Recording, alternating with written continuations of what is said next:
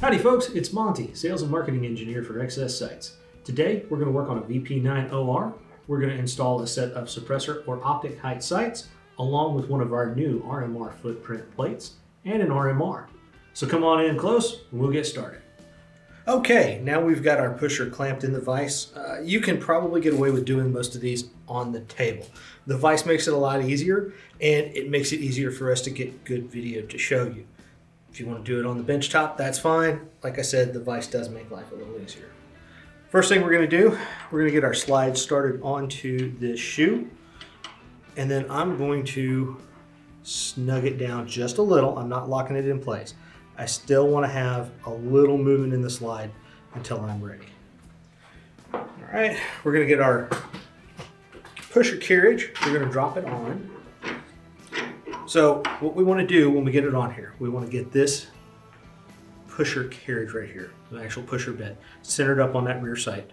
We're going to use this thumb screw to move this Delrin block to make sure that we have our clearance correct. So from the bottom edge of this to the top of the slide, we want to have 10 to 15 thousandths of an inch of clearance, roughly the thickness of about 5 or 6 sheets of paper. All right, that means we don't scratch the top of the slide, and we can get everything moved. So we're going to drop that on. I'm going to come over here and take a look. And basically, like I said, I want this piece centered on my rear sight. So I'm going to have to shift the slide away from that camera, about right there. I'm going to go ahead and lock the shoe in place with the big thumb screw on the bottom. Now, need just a little more light. Okay, so I'm a little closer to my slide top than I'd like. I'm just going to tighten this thumb screw and lift that just a little so I can ensure that I don't scratch my slide once I tighten on the thumb screws. So when we're starting to push these out or push these in, if it's much more than about twice the effort it would take me to twist open a twist top beer bottle, I might want to think about using a hammer and punch, especially to get everything broken free. That initial shock from a good hit with a hammer and punch can break stuff free, and you're not going to bind anything like this could. We're not having any difficulty though, so we're going to keep going with the pusher. And we're just going to keep cranking until that rear sight comes out of the dovetail. We're going to go ahead and take the top piece with the carriage off so that we can get the rear sight out.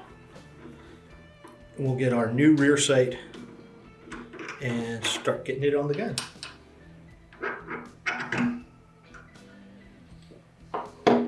Okay, we've got our new rear sight, old sights off the gun. First thing I'm going to do is I'm going to go ahead and take some gun scrubber here and just degrease everything real quick.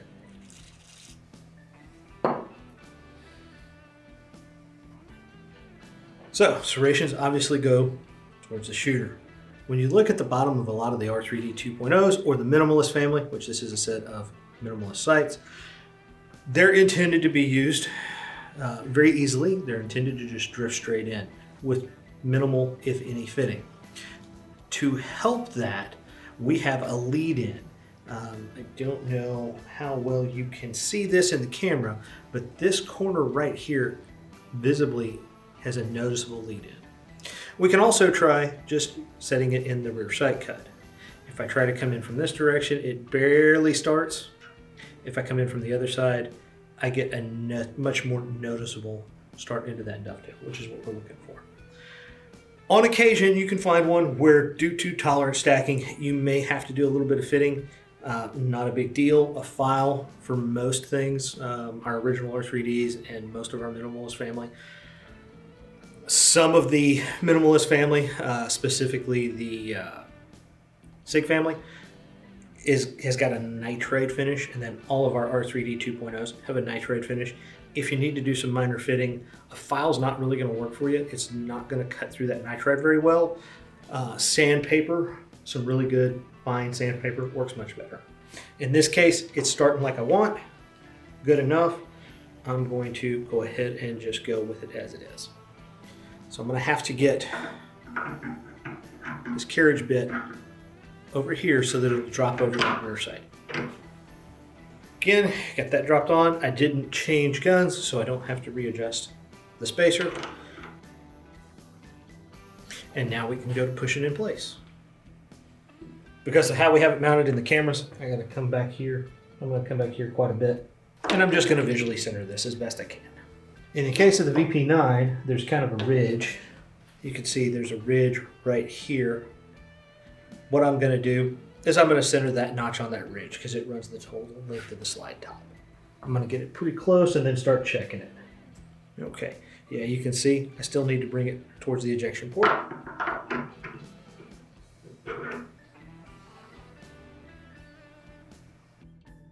All right, there we go. My rear sight might could drift to the right just a hair, but at this point, I would take it and go shoot it if it was my gun personally. We're going to do the same pretty much basic concept. First things first, we're gonna drop that guy on, and we're gonna position our slide so that the pusher is catching the front of that, the center of that sight blade. We'll lock that down. Double check my height. Shouldn't be a problem. I should be good to go.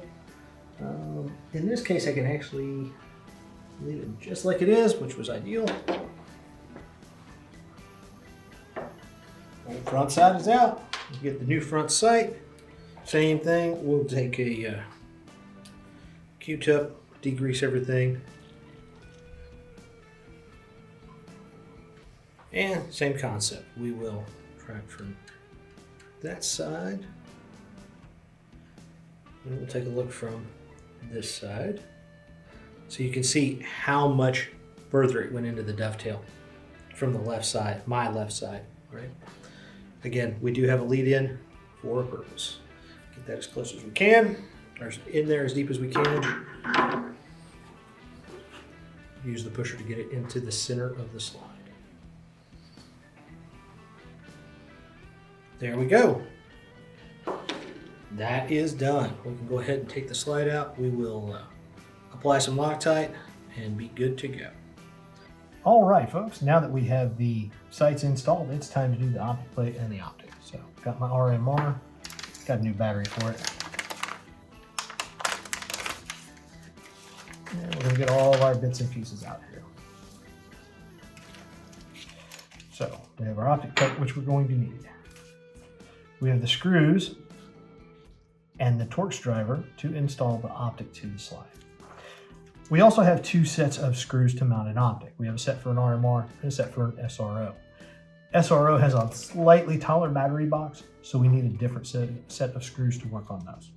We're installing an RMR today, so those guys aren't going to be necessary. And then blue Loctite and extra bit.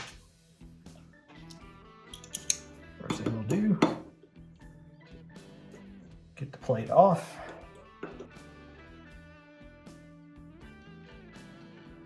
I would recommend finding a little Ziploc bag to put those screws and this cover plate in so you don't lose them, just because I don't like losing stuff. All right.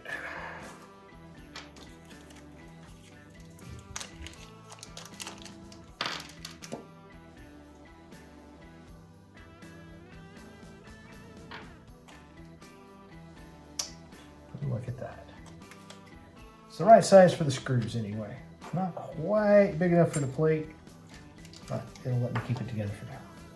First things first, we're going to need some gun scrubber. We're going to degrease everything. We want our Loctite to hold, so I am going to apply some Loctite to the plate itself, so I want to get this fairly dry, and same thing with the bottom of my plate. We'll take another Q-tip, and again, I know I've said this in other videos, but I love these little pointed Q-tips. I don't know where we get them from, but man, they have their uses. For example, making sure I get down in these screw holes on the slide.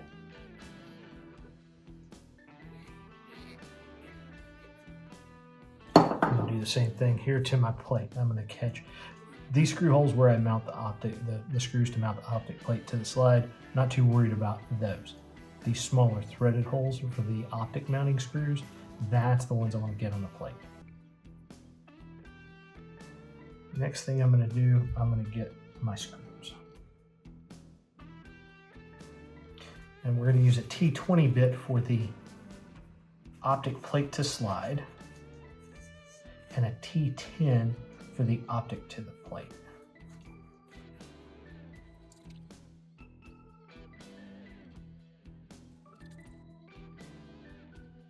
Obviously, we're going to mount the optic plate to the slide first. Get our Loctite. Yes, we're using blue.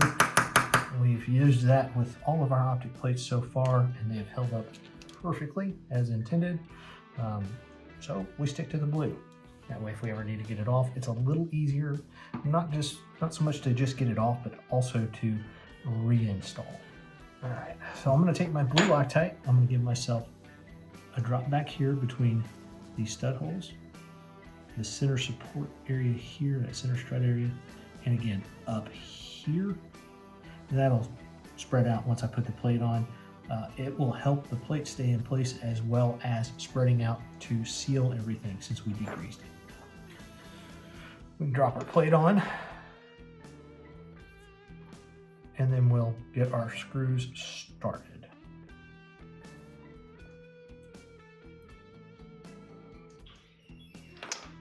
Good, drop a Loctite on the screw.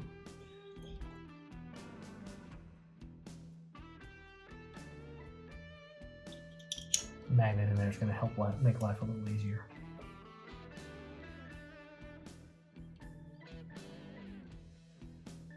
All right, I am going to use a torque wrench, like I said. So for the plate to slide screws, our torque spec is going to be 12 to 15 inch-pounds.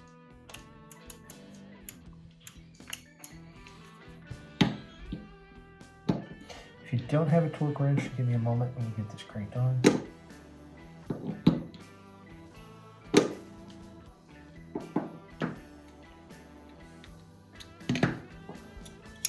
So if I didn't have a torque wrench, I'm going to go back that off until I stop, and then I'm going to go about right at 1/8 of a turn. And that's going to be pretty darn close enough that you shouldn't have any problems. Those screws are 12 to 15 inch-pounds. You might have noticed when I took this all apart, we had 2 sets of screws. Some people, like me, tend to drop stuff fairly frequently. Also, when I tighten this down and torque it, I'm actually going to put a little stretch on those threads on that screw. So when I remove this to put a new battery in it here in a year or two, I want to replace the screws with a new set of screws. All right. Get that in. Make sure my dot's on. Drop that guy in place. Now, to mount the optic to the plate, these screws are a little smaller. What we have to go through that RMR, that SRO. The torque spec for these screws is 10 to 12 inch-pounds. So again, I'm going to take it till it stops and just tweak it. I'll check myself with that torque wrench here in a moment. Right?